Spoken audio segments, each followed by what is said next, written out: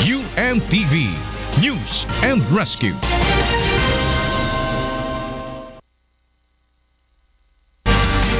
Mga balitang nakalap at ang pag-aksyon ng UNTV News and Rescue sa Pilipinas at saan mang panig ng daigdig.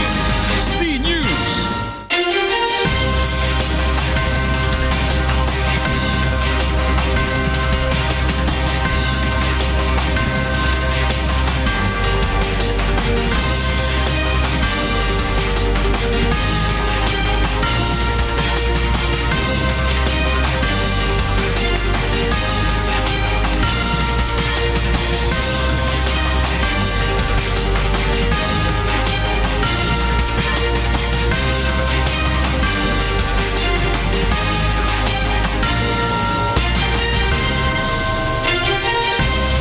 Sa mga mainit na balita ngayong tanghali,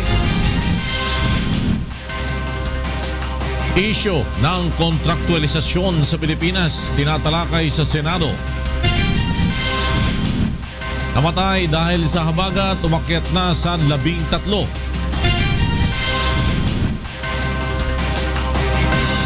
Mga nagawa sa unang 50 araw ni Pangulong Duterte sa panunungkulan, iuulat sa bayan bukas. 3 drug laboratories sa Colombia. Winasak ng mga otoridad 5 tonelada ng liquid cocaine na kumpiska. Pambato ng Pilipinas sa men's 400-meter hurdles at long jump kapwa nabigo sa kanilang kampanya sa Rio 2016 Games. At ilan nating kababayan na nangangailangan ng trabaho at medical assistance natulungan ng programang Serbisyong Kasangbahay. Magandang tanghali po sa inyo lahat. Tinulungan ng UNTV News and Rescue Team ang driver na nasugatan matapos bumangga sa puno ang minamanayong dump truck kaninang madaling araw. Narito ang report ni Reynante Ponte.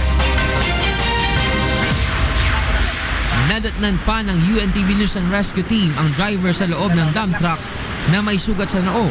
Agad siyang inalalayan palabas ng grupo, kinuha ang mga vital signs at binigyan ng first aid matapos maaksidente sa barangay Bagong Bantay, Mindanao Avenue sa Quezon City, dakong alas 12:30 kaninang madaling araw.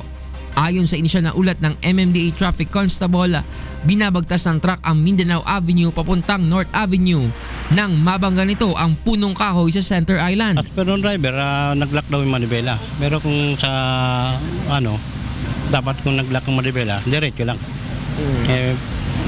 May bystander kanina na sinabi sa pulis na may kagidgitan na ito.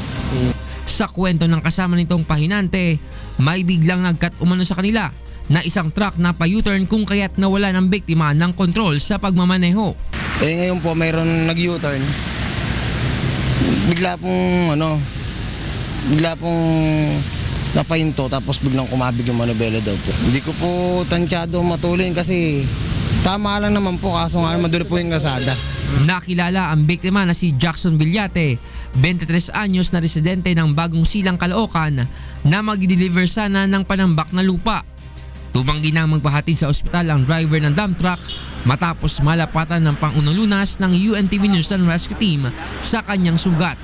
Dinala na lang sa Quezon City Traffic Sector ang driver ng dump truck at pahinante, pati na rin ang sakyan para sa karagdagang investigasyon. Reynante Ponte, UNTV News and Rescue, Quezon City. Tinatalakay sa kasalukuyan sa Senado kung paano matutukoy ang mga kumpanyang hindi sumusunod sa labor laws ng bansa. Mula sa Senado may report si Joyce Balancio, live. Yes, Joyce. Magandang tanghali sa floor. Kakatapos nga lang ngayon ng pagdinig na isinagawa ng Senate Committee on Labor, Employment and Human Resources kung saan tinalakay yung sistema ng kontraktualisasyon sa bansa. Floor, bagaman wala si Labor Secretary Sylvester Bello dito sa pagdinig, dumating naman si Undersecretary Georgie Aragon upang magbigay na update sa sistema ng labor sa bansa. Anya gumagawa na ng hakbang ang Department of Labor and Employment upang tanggalin ang labor-only contractualization na umuning matagal nang ipinagbabawal sa ilalim ng ating batas. Sinabi ni Undersecretary Aragon na prioridad nila tignan ang mga hotel, food chains, manufacturing, mga mall, agricultural plantations at corporate farms na umunay pinakatalamak na lumalabag sa labor standards. Aniya, handa sila makapagtulungan ngayon sa Senado upang pag-aralan ang mga panukalang batas na isinumite ng iba't ibang mga kongresista na ang layon ay tanggalin ang lahat ng uri ng kontraktualisasyon sa labor code. Ayon kay Senator Joel Villanueva na siyang chairman ng komite, nilalayon nilang bago matapos ang taon ay maamyendahan na nila at makapagdagdag na ng probisyon sa labor code at kabilang na dyan na nakikita nila yung paglalagay ng definite penalties sa mga negosyo at mga kumpanya na patuloy na nagsasagawa ng kontraktualisasyon. Nilinaw naman ng senador na hindi tutol ang kanilang ginagawang pagdinig sa mga employers at mga negosyo, kundi ito ay upang makagawa pa ng mas maraming trabaho at mapabuti ang kondisyon ng mga manggagawa sa bansa. Flor? Joyce Balancio, nagulat mula sa Senado. At sa kaugnay na balita, sinimulan na rin ng pamahalaan ang kampanya laban sa ENDO kay End of Contract sa Cebu City. Samantala, isa sa ilalim sa skills training ng TESDA ang mga walang kakayahang makapag-aral at drug dependence ng mga Cebuano. Narito report ni Gladys Tuabi. Sumailalim sa orientation ang mahigit 100 service providers dito sa Cebu, kaugnay ng mahigpit na kampanya ng gobyerno laban sa kontraktualisasyon. Layo nito na kunin ang pulso ng mga service providers sa rehiyon, kaugnay ng mahigpit na kampanya laban sa ENDO. Definitely, there is a higher percentage of positive impact for this, meaning positions that are outsourced are being reviewed whether that would be allowed. And then there's a big chance of, our clients taking in these employees, our employees as regular employees. Ang isang trabaho ay kabilang sa ENDO kapag ini-employ lang ng kumpanya ang isang manggagawa na hindi hihigit sa 6 na buwan. Ginagawa ito ng ilang employer upang makaiwas sa pagbibigay ng benepisyo at mandatory bonuses na naaayon sa labor code. Ayon kay Dolly Regional Director Ezekiel Sarcauga, target nilang maging regular ang 50% ng working population ng rehiyon pagdating ng 2017. The immediate effect of this is this actually strengthen or assures the workers of security of tenure. So that's what makes it very important insofar as the worker is concerned. Samantala, magsasagawa naman ng skills training ang TESDA sa mga walang kakayahang makapag-aral at maging sa mga drug dependents dito sa Cebu. Karamihan sa mga nabibiktima ng illegal na droga ay ang mga walang nakukuhang trabaho dahil sa walang background sa pag-aaral. Kaya naman sa pamamagitan ng community-based training na ito, mabibigyan na ng pagkakataon ang mga Cebuano na walang trabaho na makapagbagong buhay. In fact, doon na tayo framework na gidevelop aning doon na tayo identification needs, tapos atong i-prepare sila socially, tapos mag-conduct ng training, and we do not end there. Kinahanglan doon ay follow up. Kaya ato man siyang i-bridge towards employment. Sa ngayon ay nagsasagawa na ng survey ang TESDA sa bawat barangay upang matukoy kung ano-ano ang mga pangangailangan at training program na isasagawa. Nakatakda sa susunod na taon ang implementasyon ng barangay kasanayan para sa kabuhayan at kapayapaan. Gladys Tuabi, UNTV News and Rescue, Cebu. At nakatakda mag-ulat bukas sa bayan si Pangulong Rodrigo Duterte tungkol sa kanyang mga accomplishment sa unang 50 araw ng kanyang panunungkulan. Mula sa Malacanang, may report si Rosalie Cos live. Rosalie. Magandang hali lakay, isang dokumentaryo ang inihanda ng Presidential Communications Office para sa ika-50 araw ni Pangulong Rodrigo Duterte sa panunungkulan bukas. Ayon kay Presidential Spokesperson Secretary Ernesto Abella, ilan sa mga highlight ng special presentation ng mga achievement ng Duterte administration sa unang 2 buwan nito, kabilang na mga positibong pagbabago sa law and order, ugnayang panlabas ng bansa, ekonomiya, infrastruktura, transportasyon at iba pa. Naglalaman din ang documentary ng mga saloobin ng mga gabinete, opisyal ng pamahalaan at media sa first 50 days ng Pangulong Duterte. Kasabay nito, ilulinsad din ang isang interactive website sa website ng Pangulo na naglalaman ng mga unang araw ng Pangulo sa Malacanang. Ang first 50 days special presentation ay kakaiba sa karaniwang unang 100 araw na ginagawang pag-uulat sa bayan ng mga nakalipas na Pangulo ng bansa. Nakay? Maraming salamat, Rosalie Cos, nag-uulat mula sa Malacanang. Posibleng bumisita si Pangulong Rodrigo Duterte sa ilang bansa sa Southeast Asia sa huling linggo ng Agosto. Naritong report ni Rosa Licos. Brunei, Indonesia, Malaysia, Singapore. Ito ang mga bansang posibleng bisitahin ni Pangulong Rodrigo Duterte mula August 23 hanggang 30 bago magtungo sa Laos sa September 6. Ang Pilipinas ang hahaliling host country sa Laos para sa ASEAN Summit sa susunod na taon. Kaya inaasahang bibisitahin din ni Pangulong Duterte ang ilan sa mga kalapit na bansa sa Southeast Asia. Gayunpaman, wala pang pinal na inaaprubahan ang Pangulong Duterte hinggil dito. It was discussed that it could happen between August 23 to 30. This is before the Lao ASEAN turnover of chairmanship. Ipinarating naman ni Presidential Advisor on the Peace Process Secretary Jess Duresa ang mensahe ni Malaysian Prime Minister Datuk Seri Najib Razak sakaling matuloy ang planong pagbisita ni Pangulong Duterte sa Malaysia. Prime Minister said that he will welcome the President Duterte's visit very soon in Malaysia. Ang pamahalaan ng Malaysia ang nagsisilbing facilitator sa usapang pangkapayapaan ng pamahalaan at Moro Islamic Liberation Front o MILF. Kung sakaling matuloy, ito ang kauna-unahang pagkakataon na bibisita si Pangulong Duterte sa ibang bansa bilang Pangulo ng Pilipinas. Rosa Licos, UNTV News and Rescue, Pasay City. Pinasalamatan ni Communist Party of the Philippines founder Jose Maria Sison si Pangulong Rodrigo Duterte dahil sa ginawa nitong pagpapalaya sa mga consultant ng National Democratic Front of the Philippines. Ito'y upang makadalo sila sa isasagawang peace talks sa Oslo, Norway na magsisimula sa August 20. Nilinaw naman ni Sison na nananatili silang magkaibigan ni President Duterte sa kabila ng pagkakaroon ng hindi pagkakaunawaan dahil sa issue ng ceasefire. Tiniyak din ng CPP founding chairman na patuloy siyang makikipag-ugnayan sa Pangulo habang isinasagawa ang usapang pangkapayapaan upang matiyak na magiging matagumpay ito.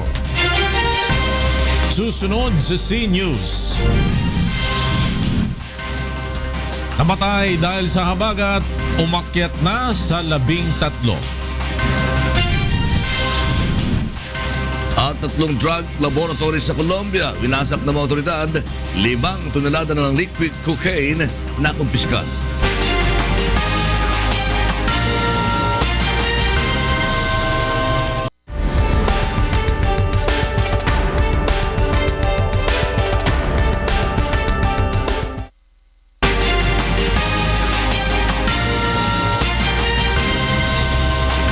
Pagpapatuloy ng ating balitaan dito sa C-News.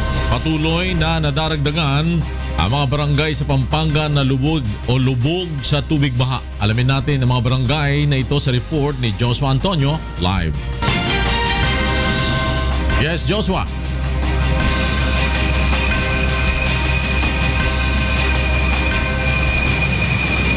Magandang tanghali, Flor. Sa kabila ng pagbuti ng panahon ay marami pa rin mga barangay dito sa Pampanga ang nananatiling lubog sa tubig baha. Sa ipinakauling hulat ng Provincial Disaster Risk Reduction Management Office ay umabot na sa 151 ng mga barangay ang lubog sa tubig baha. Ang mga pangunahing kalsada sa MacArthur Highway sa San Simon, Minalin, Santo Tomas, Siyudad ng San Fernando, Guagua at Lubao ay hindi pa rin madaanan ng mga light vehicle dahil sa malalim na baha.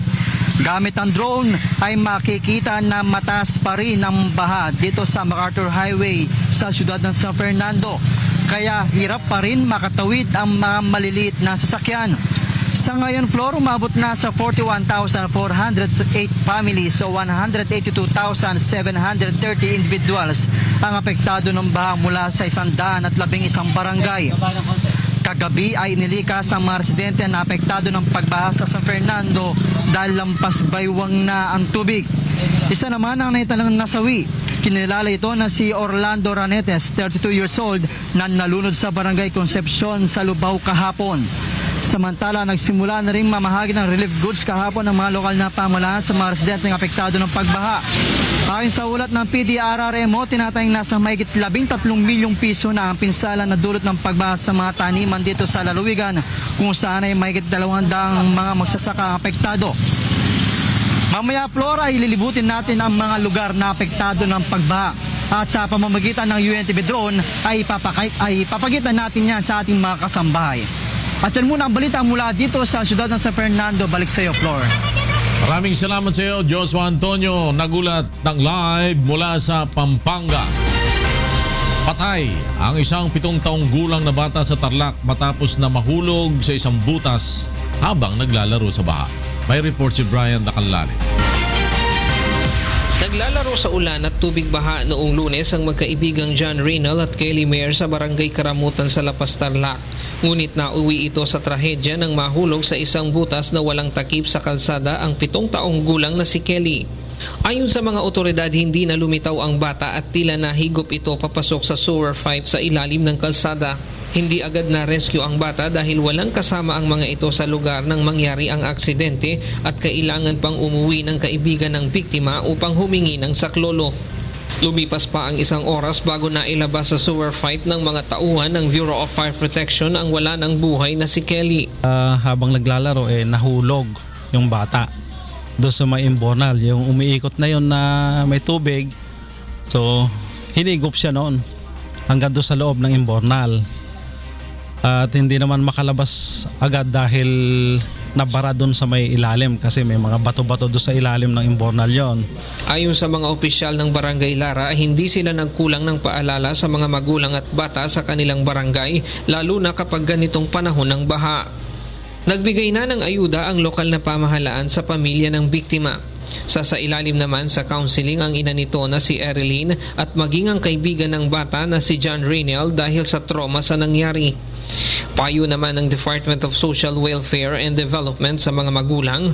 Dahil bata po yung mga yan, hindi pa po nila alam ang tama at mali, and sabi nga po natin kapag mas bata po sila, mas malikot po sila, nasa playful age po sila, kaya po maigi po na sila ay ating binabantayan, alam po natin kung nasaan sila sa bawat oras. Paalala ng lokal na pamahalaan sa mga magulang, lalo na ngayong walang pasok sa paaralan ng kanilang mga anak, nagabayan silang mabuti at iwasang maglaro sa mga lugar na malapit sa mga river system upang maiwasan ang aksidente. Brian Dacanlale, UNTV News and Rescue, Tarlac. Samantala, umakyat na sa 13 ang bilang ng mga nasawi dahil sa mga pagulan dulot ng hanging habagat. Mula sa NDRRMC, may report si Aiko Miguel live. Yes, Aiko. Magandang tanghali, Flor. Batay sa huling ulat ng Office of the Civil Defense at NDRRMC ngayong tanghali, ay may 13 patay, 6 na sugatan at 9 na nawawala dahil sa patuloy na mga pag-ulan dala ng hanging habagat. 4 sa nawawala ay pinaniniwala ang natrap sa flash flood sa loob ng river tunnel sa General Nakar sa Quezon. Pawang mga subcontractor ng MWSS ang mga biktima ng flash flood at patuloy pa rin ang retrieval of operation sa 4 na nawawala. 3 sa nadagdag naman sa tala ng mga namatay ay nakuryente dahil sa electric wire na naputol at tumama sa tubig dahil sa malakas na hangin at malakas na pag-ulan. Kabilang na rin sa naitala ang nalunod na isang 29 na taong gulang na lalaki at naretribo ang katawan sa tabing ilog ng Tarapiche River sa barangay Mabato, Maragondon, Cavite. Flor, sa kasalukuyan, kabuo ang 32 insidente kaugnay ng pag-ulang dulot ng habagat ang naitala mula sa Region 3, Calabarzon, Mimaropa, Region 6, Negros Island Region at National Capital Region. Ang mga ito ay pag-apaw ng tubig mula sa ilog, pagbaha at flash flood, landslide, nasirang footbridge, gumuhong istruktura, buhawi o tornado, may bitak na dike at pagkalunod.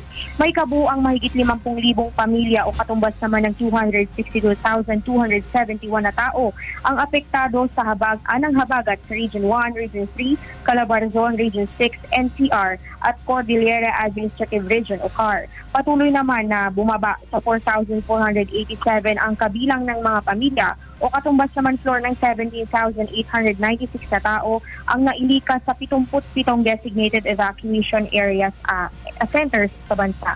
Ayon sa OCD at NDRRMC, maigting pa rin ang kanilang pagmomonitor sa mga lugar na may posibilidad na pagkakaroon ng landslide lalo na sa Cordillera region. Nakataas pa rin ang red alert status sa lahat ng regiyon dahil maaari pa rin magkaranas ng patuloy na pag-ulan. Pinapayuhan ng ating mga kababayan na mag-ingat at iwasan ang pagkababad sa tubig baha dahil sa mga sakit na maaaring makuha dito. Yan muna ang latest live, balik sa floor. Aiko Miguel, nagulat mula sa NDRRMC. Sa iba pang balita, paiigtingin pa ng Commission on Elections o COMELEC ang Voters Education Campaign na naglalayong masugpo ang vote buying. Mula sa Maynila, may report si Victor Cosare live. Magandang tanghali sa iyo, Victor. Wala sa survey na isinagawa ng Pulse Asia noong Hulyo sa may 1,200 tao sa buong bansa, 22% ang umamin na inalok sila ng pera para sa kanilang boto nitong nakaraang May 9 elections. Sa nasabing datos, 74% naman ang umaming tinanggap nila ito. Kaya lalabas na 15% o 3 sa 4 na Pilipino ang umaming tumanggap ng pera kapalit ng kanilang boto. Karamihan sa mga tumanggap ay nagsabing ang nakuha nilang pera ay ginamit na pambili ng pagkain, habang ang iba ay nagsabing ginamit nila itong pambayad sa bills o di kaya ay sa tuition ng anak. Ayon kay COMELEC Chairman Andres Bautista, ang pagpapaigting pa rin sa voters education ang nakikitang susi ng poll body para masugpo ang vote buying. Anya, kailangang mapura ang tila naging kultura na sa mahabang panahon sa pamamagitan ng pagpapaunawa sa taong bayan na hindi makabubuti sa bansa ang vote buying. Pero aminado ang COMELEC chief na bagamat isang election offense ang vote buying, mahirap itong patunayan. Isa sa kailangang testigo dito ay ang mismong tumanggap ng pera at maging siya na tumanggap ay kasama din sa mapaparusahan. Waila? Maraming salamat sa Victor Cosare mula sa Maynila. Samantala, isang resolusyon ang inihain sa Kamara na naglalayong imbestigahan ang mataas na singil sa kuryente sa bansa. Samantala, inihain na sa Senado ang panukalang batas na mag-aalis sa mataas na tax na ipinapataw sa electric bill. Narito report ni Grace Cassie. Nais ipatawag sa mababang kapulungan ng Kongreso ang mga ahensyang nagtatakda ng presyo ng kuryente sa bansa. Base sa resolusyon na inihain ni Bagong Henerasyon Party List Representative Bernadette Herrera D, dapat malaman ng Kamara ang rate setting method na ginagamit ng Energy Regulatory Commission sa pag-compute nito ng presyo ng kuryente. Ang isa sa mga requirements dapat return on rate base, tapos limited to the 12% because it's a public utility company. But I don't know, throughout 3 years parang ginawa nilang performance base ang pag-audit eh. So parang there's something wrong with that. Nais ring pagpaliwanagin sa Kamara ang Commission on Audit kung bakit hindi na ito nagsasagawa ng audit rate. Pangamba ng kongresista, dapat matiyak na walang monopolya sa presyo ng kuryente. We would like to look at yung ano bang relationship ng supplier at distributor. Baka mamaya may, di ba, affiliation, cross-border relationship, yung mga. Sa Senado naman, naghain ng panukalang batas na Senator Ralph Recto at Manny Pacquiao para alisin ang malaking tax na ipinapataw sa singil sa kuryente. Sa komputasyon ni Recto, umaabot ng 18% tax ang naipapataw sa consumer sa halip na 10% dahil sa umano'y mga hidden charges. Dahil dito, pumapangalawa na ang Pilipinas sa Japan sa may pinakamataas na singil sa kuryente sa buong mundo. Ayon kay Energy Secretary Alfonso Cusi, tinatalakay na nila sa Economic Cluster Meeting ang issue sa pagpapababa sa singil sa kuryente. Sabi na ba, tinanggal po natin lahat the subsidy that people are paying, mas mababa po tayo. Grace Casin, UNTV News and Rescue, House of Representatives. Malamang na maalis sa pwesto ang 3 PNP Regional Directors sakali mabigo mo ito na mapalakas ang kampanya laban sa illegal na droga sa kanilang nasasakupan. Para sa Camp Crame, may report si Leia Lagan live. Leia! Magandang tanghali sa Ilacay. 3 rehiyon sa bansa ang tinukoy ni PNP Chief Police Director General Ronald De La Rosa na may mababang accomplishment laban sa illegal na droga. Ito matapos ang isinagawang assessment sa trabaho ng mga ito laban sa illegal drugs sa isang command conference kahapon kasama ang mga regional director. Ayon kay General Bato, talamak pa rin ang bentahan ng ipinagbabawal na gamot sa ilang mga barangay na sakop ng 5, Region 6 at National Capital Region at mababa din ang bilang ng mga sumusuko. Kaya naman, payo ng general sa kanyang mga regional directors, doblehin o triplehin pa ang kanilang trabaho. Nagbabala din si General Bato sa mga barangay officials na hindi nakikipagtulungan sa mga pulis sa kanilang kampanya laban sa illegal na droga. Ito'y kasunod ng resulta ng isinagawa nilang drug mapping at drug profiling kung saan talamak pa rin ang droga sa ilang barangay at walang sumusuko, aniya. I-report niya ito sa Department of Interior and Local Government at sa Pangulo. Batay sa tala ng PNP sa Oplan Double Barrel mula July 1 hanggang August 12, sa National Capital Region nasa 25,206 ang drug user na sumuko, 2,468 ang pusher, 148 ang naapatay at 1,251 naman ang naaresto. Sa Police Regional Office 5, nasa 34,056 ang sumukong user, 1,890 ang pusher, 23 ang napatay at 448 ang naaresto.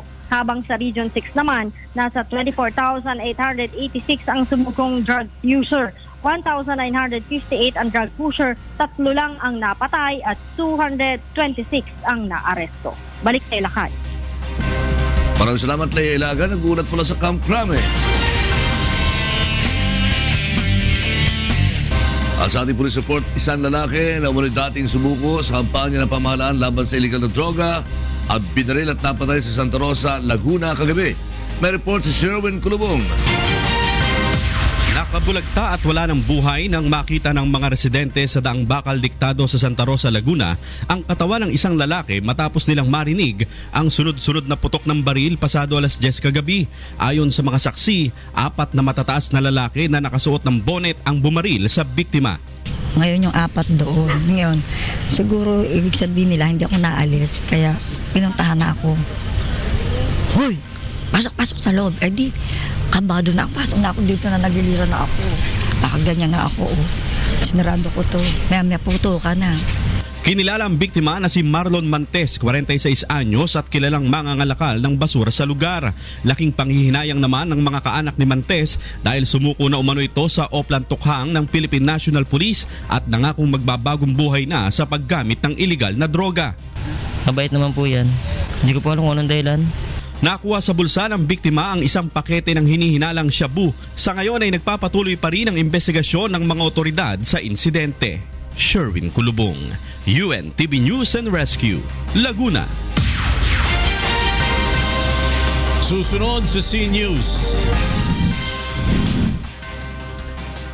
Pambato ng Pilipinas sa men's 400-meter hurdles at long jump. Kapwa nabigo sa kanilang kampanya sa Rio 2016 Games. At ilan nating kababayan na nangangailangan ng trabaho at medical assistance na tulungan ng programang Serbisyong Kasangbahay.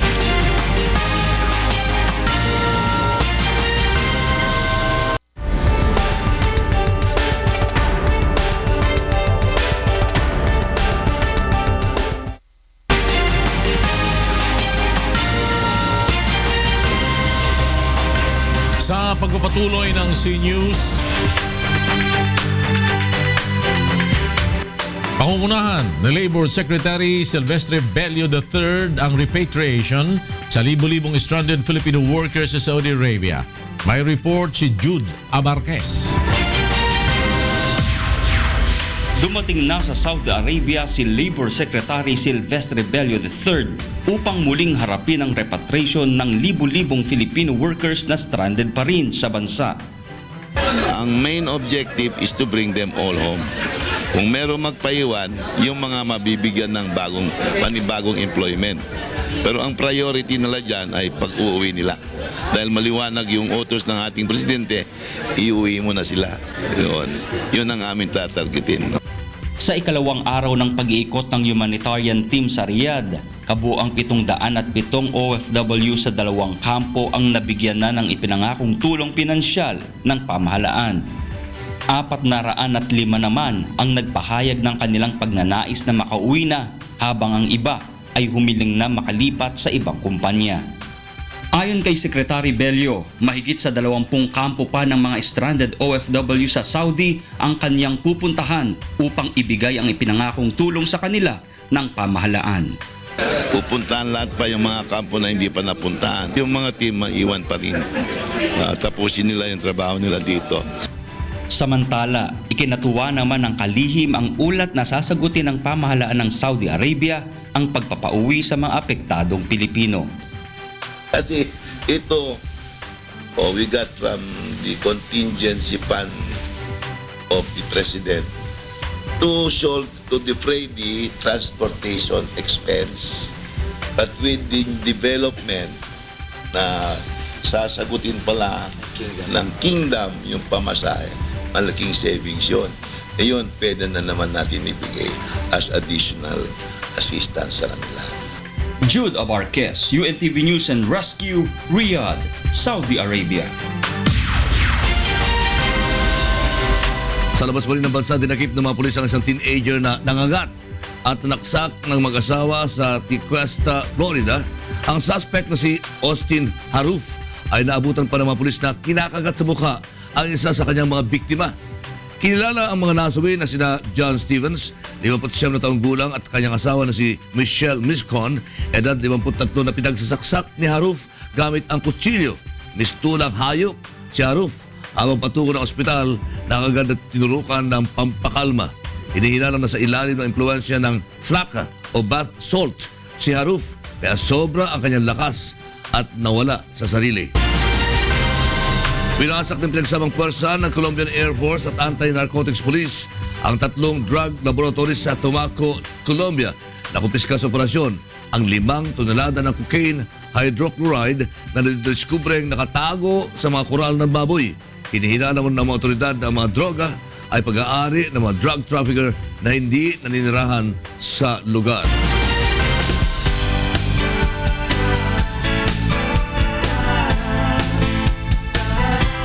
Blood donation, job referral at libreng konsultasyon at ultrasound ang ilan lamang sa mga naitulong sa ating mga kababayan na dumulog sa programang Serbisyong Kasangbahay ng UNTV. Narito ang report ni Mirasol Abogadil. Iba't ibang problema ng ilan sa ating mga kababayan ang nasolusyonan sa tulong ng programang Serbisyong Kasangbahay. Si Arnel Pisngot ay lumapit sa programa noong nakaraang Huwebes upang humingi ng tulong na maipagamot ang kaniyang sakit sa bato. Ano bang problema natin, Arnel? Ano po yung pong kuya sa kidney stone ko po sa likod. Masakit pa rin? Opo, actually pong kanina pong umaga, ayun po. Naulit na naman. Naulit po. Sa tulong ng multi-specialty clinic ni Dr. Philip Tan, nakapagpakonsulta at naipa-ultrasound si Arnel. Findings natin kay Arnel, may nakita tayong bato sa kidney, medyo malaki-laki na doon. Meron tayong doon sa right side and meron din tayo sa left side. Ibig sabihin, 2 kidney stones nakita natin. Kaya kailangan may plus natin yung both sides na yan. We'll observe again for up to 1 month. We need to check again. Pero kapag biglang lumabas yung stones ni Arnel, yung 2 piraso na yun, anytime pwede na tayo mag-ultrasound. Papasalamat po ako sa UNTV kay Kuya Daniel na binigyan po ng pagkakataon sa Serbisyong Kasambahay, doon po sa pagpapagamot ko po kay Doc Philip Tan po, ang doktor po na nag-asikaso po sa amin, yung clinic po. Natugunan din ang problema ni Ginang Teresa Escototo ng Valenzuela City. Lumapit si Nanay Teresa sa himpilan dahil nangangailangan ng dugo ang kanyang 26 anyos na anak na may sakit na lupus nephritis. Din natin dito po sa ating Blood Donor Society. Meron po kasing Blood Donor Society din ang dating daan. Kaya po sa pamamagitan ng ating mga kasama sa ang dating daan sa Blood Donor Society po natin sa pangunguna ni Brother Eli Soriano ay mabigyan po kayo nitong kailangan po ninyo. Si Mang Alex Claros naman ng Baseco, Quezon City ay nangangailangan ng pagkakakitaan upang matustusan ang pamumuhay nila ng kanyang 2 taong gulang na anak. Tinulungan naman siya ng Serbisyong Kasangbahay na makahanap ng trabaho. Rudy Medina na may-ari nitong mga medical supplies at pinagre-report ka doon. Mabibigyan ka na ng trabaho dahil ikaw ay doon ka namin ipapasok kay Rudy Medina. So para magkaroon ka ng trabaho. Ilang taon? Mirasol Abogadil para sa Serbisyong Kasangbahay. Okay, grabe na pala yung dami ng mga stranded na OFW doon sa Saudi Arabia. Kasi doon sa nakaraang administrasyon, yung tinatawag na ng tent city, mga nasa 7,000 to 8,000 lang yun. Yun na nga. And then ngayon, pumalo na ng 11,000. And kinailangan pa itong bagong administrasyon para diretso at saka mabilis yung kilos para ma-repatriate at saka matulungan yung mga stranded na yan. Imbis na mabawasan nung nakaraang administrasyon, nadagdagan pa. Oo, at saka masaklap doon, talagang yung iba namumulot na daw ng basura at saka namamalimos para makakain. Kaya nung pupunta ni Secretary Bello doon, talagang nagulat siya. Ba, ganito na pala ang problema ito, ba't napabayaan ng ganito? Oo. Sabi niya. At saka tingnan mo, ang bilis ng kilos nila, binigyan kaagad nila nung, I think, tig to 20,000, no? Yeah. Oh. 20,000, yung 6,000 yata maiwan sa kanila, yung 14, mapupunta sa Pilipinas. Oo. At saka yung, doon sa report ng ating reporter, 20,000, 20 na kampo pa. Yes. Ng mga OFW ang pupuntahan niya at ibibigay nga yung ayuda. Well, hindi naman kasi kayang yan eh. Papauwiin lahat ni Kuya Daniel yan eh. Oo nga. Di ba tumutulong nga? Paisa-isa, oo. Tumutulong nga. Pero mga tatlo, nababawasan. Natutulungan. At palagay ko bukas ulat ni Pangulong Digong, di ba? Kasama yan. For the past 50 days, kasama yan sa kanyang Madami na siyang nagawa. Congratulations. At yan po ang mga balitang aming tinutukan at inaksyonan. Dahil sa aming pagbabalita, una ang pagkalinga sa kapwa. UNTVC News, may balita saan mang panig ng daigdig. Magandang tanghali.